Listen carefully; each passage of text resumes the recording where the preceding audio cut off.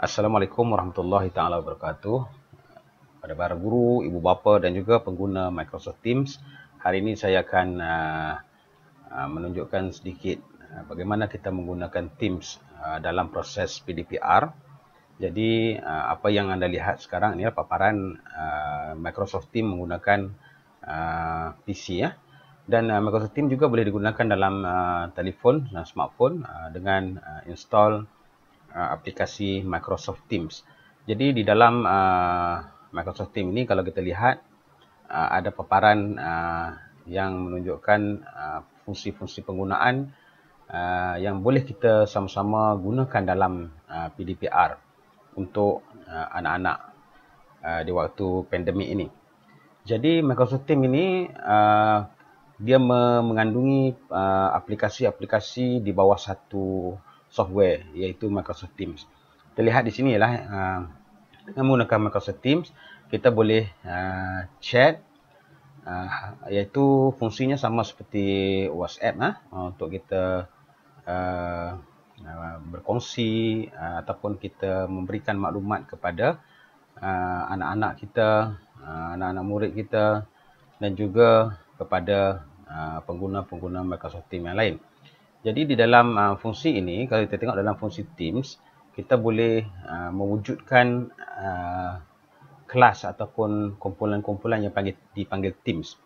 Jadi kalau semua dapat lihat ini ialah bagaimana saya menghasilkan beberapa kelas, iaitu satu kelas khusus untuk mata pelajaran sains dan juga satu kelas lagi ialah satu kelas keseluruhan yang menggabungkan semua murid dalam satu sekolah. Jadi yang ini adalah kumpulan untuk kelas secara khusus. Yang ini adalah keseluruhan kelas yang digabungkan supaya mudah apabila kita menghasilkan PDPR secara online. Jadi apabila kita lihat di sini di dalam grup Teams ini, yang pertama kita boleh berhubung dengan murid-murid menggunakan fungsi chat seperti WhatsApp dan juga Telegram. Dan di atas ini ialah fungsi-fungsi yang kita boleh gunakan dalam PDPR, iaitu file untuk kita memasukkan bahan-bahan pengajaran dan pembelajaran kita yang akan kita sampaikan kepada murid-murid. Jadi kita boleh letakkan nota dan juga slide di sini termasuk video dan sebagainya. Kita boleh upload dan juga boleh download dan juga boleh linkkan kepada media sosial yang lain. Yang seterusnya adalah kelas notebook yang boleh kita gunakan untuk aplikasi pengajaran dan pembelajaran di rumah. Jadi kita boleh gunakan notebook ini, buku nota ini menggunakan OneNote.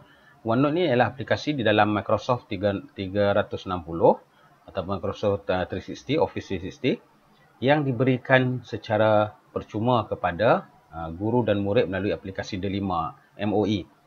Dan di sini juga kita boleh hasilkan tugasan kepada murid seperti juga Google Classroom, tetapi kelebihan Microsoft Teams ini ialah dia menggabungkan keseluruhan aplikasi-aplikasi lain, termasuklah kita membuat PDPR secara online dan juga kita boleh grading murid-murid kita menggunakan fungsi grade. Dan apa yang menarik di sini ialah dalam Microsoft Teams kita boleh menambah aplikasi-aplikasi yang lain hanya di dalam Microsoft Teams ini tanpa perlu menambah extension seperti di dalam Google Classroom ataupun Google Meet. Jadi guru-guru, murid-murid boleh memilih aplikasi-aplikasi yang akan digunakan yang boleh didapati di dalam Microsoft Teams ini di dalam fungsi apps di bawah ni. Dan antaranya ialah form.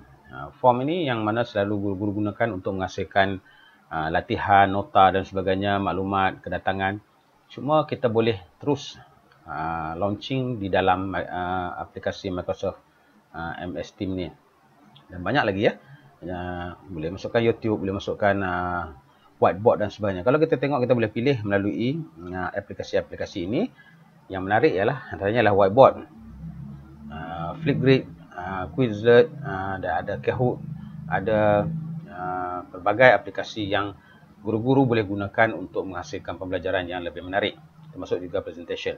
Apa yang saya ingin jelaskan di sini ialah aplikasi ini boleh terus dimasukkan ke dalam Microsoft Teams mengikut keperluan guru-guru. Seterusnya, apabila kita ingin mengadakan PDPR secara online, apa yang menarik ialah kita boleh terus memasukkan nama-nama pelajar-pelajar kita. Contohnya, saya masukkan, tengok, member, untuk add member. Jadi, kita boleh masukkan terus senarai murid-murid kita dengan hanya memasukkan kod, tak perlu masuk penuh. Jadi, kalau kita masuk kod murid saja, kita dah boleh add keseluruhan murid-murid yang kita ajar di dalam kelas, termasuk kelas-kelas yang lain di dalam satu kumpulan. Kenapa kita nak, bila kita nak buat aplikasi online nanti, kita tak perlu lagi untuk buat kelas by kelas sebab kita telah hasilkan satu kumpulan besar di sini. Macam mana kita nak membezakan? Jadi ini yang menariknya di dalam fungsi Microsoft Teams ini, dia ada fungsi tag. Jadi di dalam fungsi tag ini kita boleh agihkan murid-murid kita mengikut kelas. Kita boleh letakkan tag pada setiap murid. Jadi kita boleh asingkan murid-murid ini walaupun mereka berada dalam satu kelas yang besar. Kita boleh kenal pasti murid-murid ini berdasarkan kelas mereka melalui aplikasi tag. Jadi apabila kita nak melaksanakan PDPR secara online, kita boleh terus saja menggunakan fungsi Meet, okay, di dalam Microsoft Teams ini, ya. Jadi dia lebih mudah tanpa perlu kita menggunakan aplikasi berbeza seperti Google Classroom dan Google Meeting, dua aplikasi yang berbeza. Jadi kita boleh kawal keseluruhan meeting kita. Bila kita mengadakan kelas nanti, kita boleh klik join now untuk kita mengadakan kelas secara online.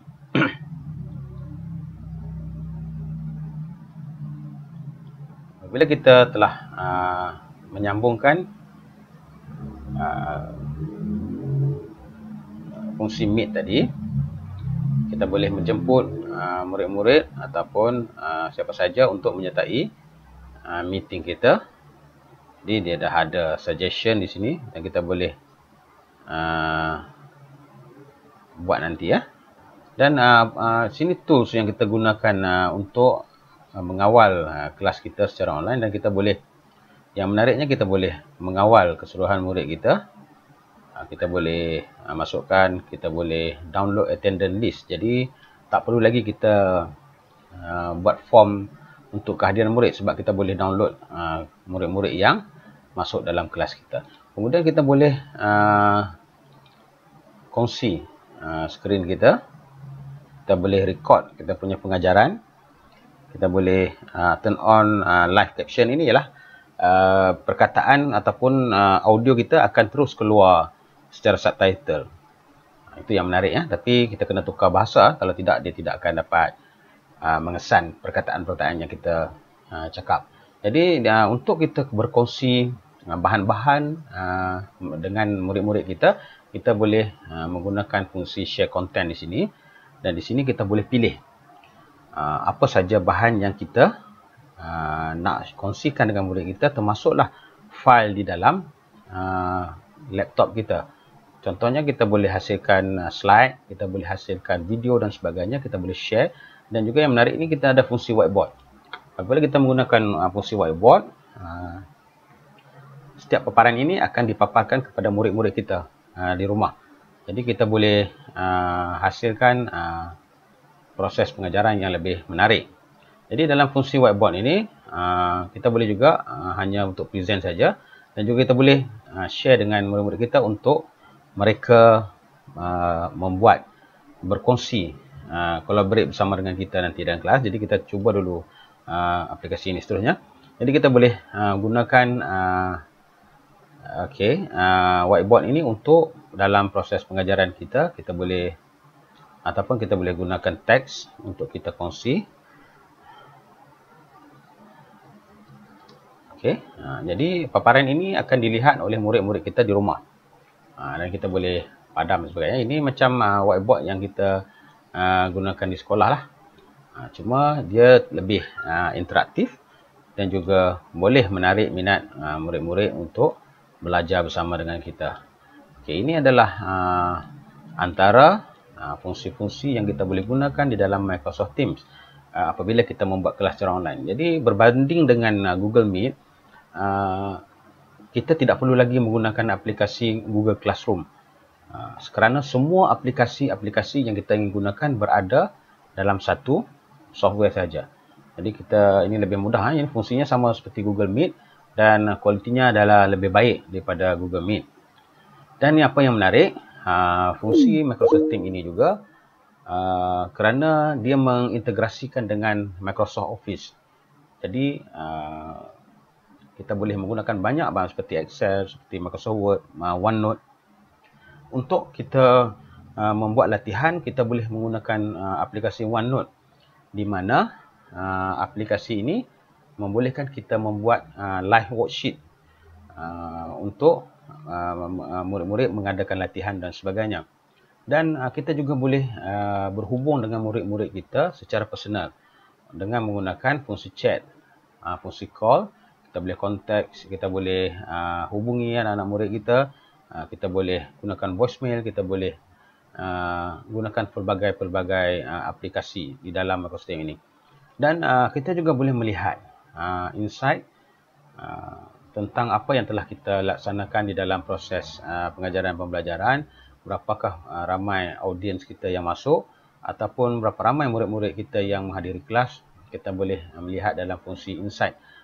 Okey, jadi kita boleh lihat nama kelas, student yang aktif, student yang tidak aktif, student yang tidak menghantar kerja dan student yang tidak hadir. Jadi inilah data-data yang sememangnya guru-guru perlu menghantar kepada pihak-pihak atasan.